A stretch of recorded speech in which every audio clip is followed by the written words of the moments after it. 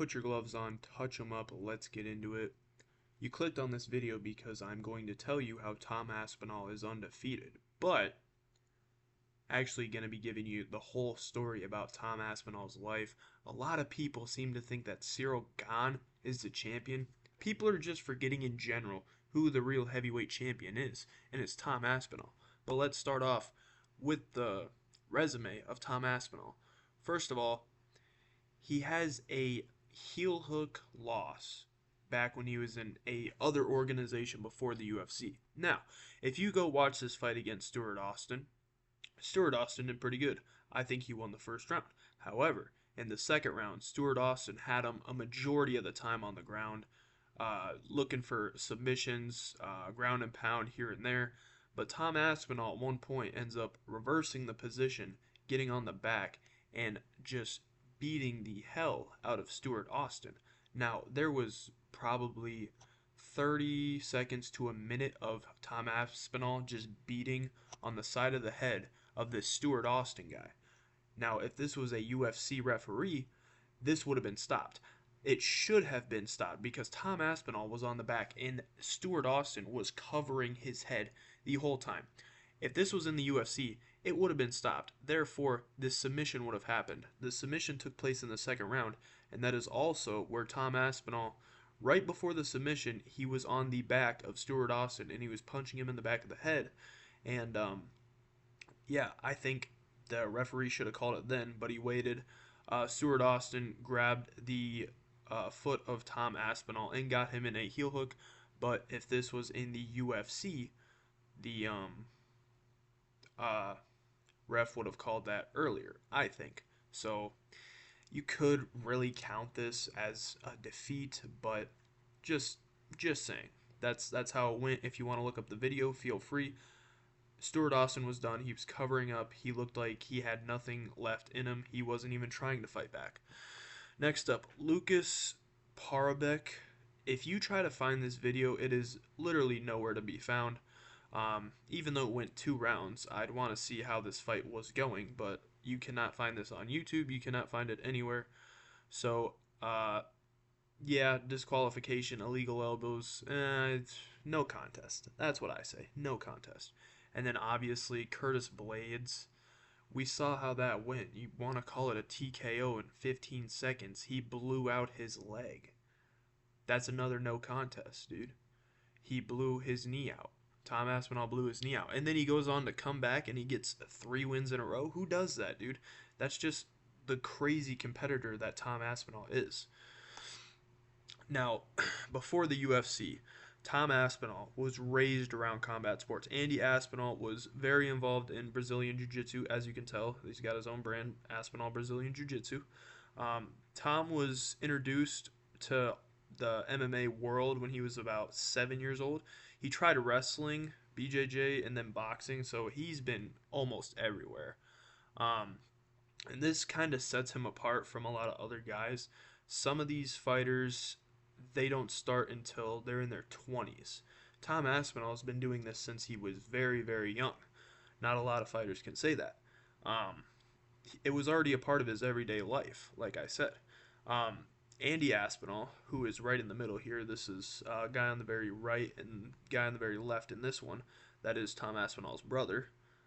His father was a major influence on the development of Tom, and before the whole jiu-jitsu thing for Andy came along, he was actually he had an IT career, but he quit that and focused his jiu-jitsu teaching to help Tom and his brother develop their skills. And about 15 years old, Tom already told his coach at the gym he was at, and I think he's still at the same gym from when he was 15.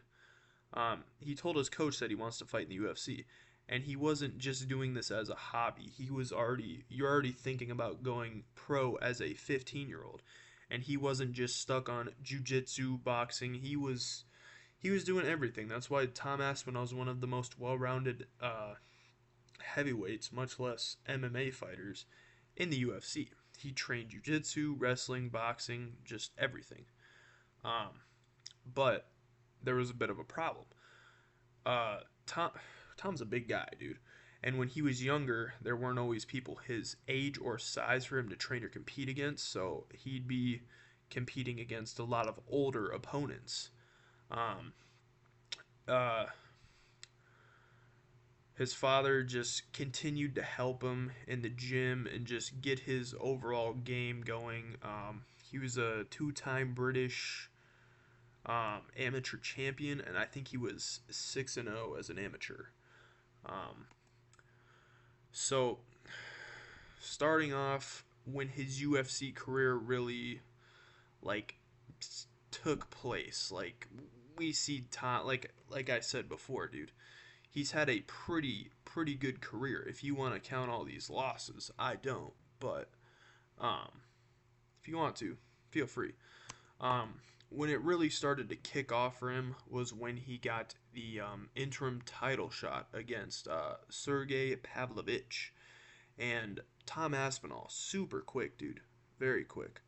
Um, Hit him with a 1-2 and just finished him. Tom Aspinall is one of the most he is the most quickest heavyweight in the UFC. Very dangerous, very dangerous. And people barely know who he is because he's continuously got screwed. He knocked out Pavlovich, and then he gets the rematch against Cyril Gane, and we seen how that went. Um, then the problem was John Jones. Now, if you don't know John Jones, which you should, if you're not a casual, John Jones is a duck. He is the real definition of a duck.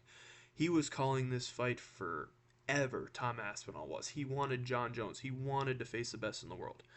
But instead of that, he got the interim title win over Pavlovich, and then not defends the interim title. Who has to defend the interim title? Well, Tom Aspinall does, because Dana White, look at him fucking in the background here. I hate this guy, dude. Made Tom Aspinall defend his interim belt. Nobody does that. It's just crazy to me. Tom Aspinall, he should have got this fight and he would have beat the brakes off John Jones. He just would have. Um, it's unfortunate that John Jones is a puss, but he is. He knows he would have lost too. They seen each other one time, I don't know when, but they'd seen each other face to face, and Tom Aspinall asked, "Can I take a picture?" John goes, "Yeah, sure." And Aspinall goes, "A face off." And John's like, "No, I don't want to do that." Fucking just a little bitch of a thing, yeah.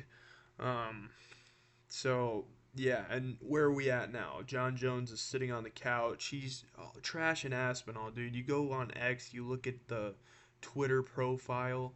He's got the eye patch on a duck because he is a duck. Just trying to troll Tom Aspinall. Now, this is where we are. Tom Aspinall last year comes back. We're ready for him to fight because John Jones is a duck. Um, then Cyril Gane pulls this shit. Poke in the eye. And a lot of people want to criticize Tom Aspinall. Oh, he could have kept going. If you... Dude, look at this guy, dude. He's not trolling. If you go watch a Tom Aspinall YouTube video, he's doing vlogs for a while, man, showing off his life. He got poked bad. He got gouged bad. It is lucky that he is even back in the UFC, because that is a career-ending injury from how deep the eye poke was. Also, Cyril Gane is known as a cheater. He just is. 5 seconds into the John Jones fight, I kid you not, 5 seconds, kicked him in the balls immediately, right when the fight started. Back of the head shots against Tuivasa. I could keep going, and I will. Pereira, back of the head shots. Herb Dean trying to defend Cyril Gane. We seen the marks on the back of Pereira's head. He's a dirty cheater. That's just what he is. So, Tom Aspinall, we know Tom Aspinall is the real deal, okay? Like, he just is. Can be one of the greatest in the UFC. He just can. because of how well-rounded he is. This guy has not been out of the second round. Never in his life has he seen a decision. Nor do I think he will see a decision against Cyril Gane. Um, so we're just waiting on the rematch. And the UFC really screwed up with this one because Cyril Gane, if you remember, at the White House card, he called out Tom Aspinall and he said, let's do that in Paris in September. And Tom Aspinall responds on his YouTube, he says, Paris in September? I'll do that. But instead they want to they want to make Dan Hooker the main event. They could have had something great there, but like Cyril Gane's got more of the hype around him. I'm sure there's people that think he's a champion. Like, oh, he fought in the White House for the championship. No, he did not. He is the interim because Aspinall has had to be out for so long. So what I'm thinking is they are going to book this for UFC 333. I'm hoping. Should be around that October time, I believe. That might be 32. I don't know. But Tom's ready to go. He says he's training. He's making ads for videos. He seems like he is ready to go. We need to make this match. Tom Aspinall. People have forgot who this guy is. And he is going to come back with revenge. He is ready to take on Cyril Gane. I will say, Cyril Gane did win what the fight there was. He was winning it. Yeah, Tom Aspinall was struggling a little bit. It takes some guys a while to figure out what they want to do in a fight. So, that being said, Tom Aspinall can be the greatest heavyweight ever. He could surpass Stipe Miocic if he beats Cyril Gane and if he beat maybe one or two more title defenses.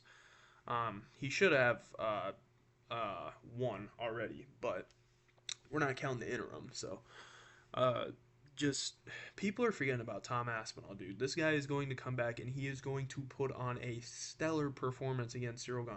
He is coming for revenge. This is not going to be a boring fight. And Cyril Gane looked the damage that wasn't illegal. He looked good in that fight against Pereira, but he's still a cheater, and I think Tom Aspinall will get it done.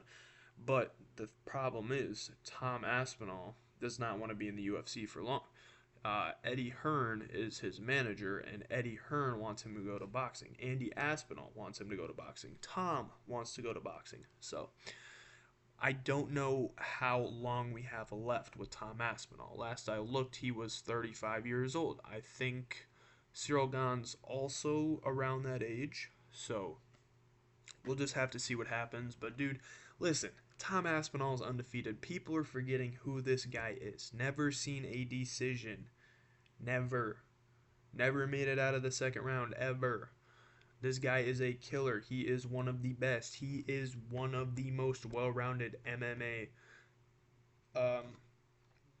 guys in the UFC. He is the most well-rounded MMA fighter in the UFC. He just is.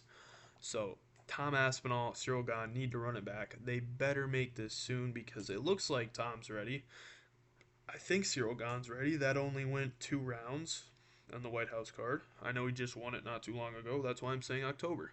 I don't think Cyril Gane took a lot of damage, so I think he's ready. He literally said, let's do it in September. I don't think they're going to do it in September anymore. I think they're going to do it in October. So they need to run this back. Tom Aspinall, go watch some of his fights. They are great. He is super fast. He is super athletic. These are the 2 most athletic heavyweights in the UFC. Maybe the 2 most athletic ever. So yeah, I needed to rant about that because people are forgetting who Tom Aspinall is, dude. He's going to slime out Cyril Gane. Maybe he'll even submit him in the first round. That's what I'm calling it. When they book it again, they're probably in talks, and after I make this video, I'm sure it's going to be booked because of me. Thank you for watching, like, and subscribe. Goodbye.